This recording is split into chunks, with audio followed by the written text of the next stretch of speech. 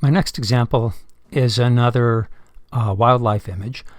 This one isn't a background replacement. That's the background that was actually shot, and this bird I shot in the wild at a wildlife refuge down on Long Island, near New York City.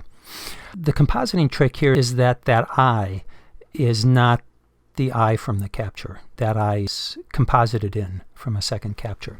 Let's look at the layer stack here on the right and walk the rendering up from the initial capture all the way to the final image.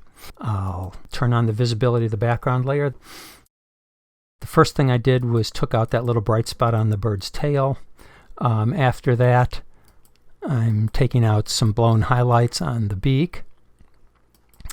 Then I'm darkening down the background with an adjustment layer, sharpening up the bird so we can see more detail, and finally putting a more live eye into that bird. Now, this top layer is actually a layer group, and if we open it, we can see the layers involved on the inside.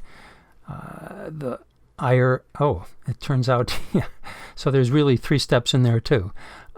There's the image of the eye, which came from another picture, a second picture I took of the same bird, minutes apart, but the bird was posed such that his eye was lit better. Then I'm adding a catchlight into the eye. That's totally artificial. And finally sharpening the eye up a little bit. All right, so pretty straightforward. This is a good trick, though. We know when we shoot portraits of either wildlife or people that those eyes need to be tack sharp and alive if the picture is going to be engaging.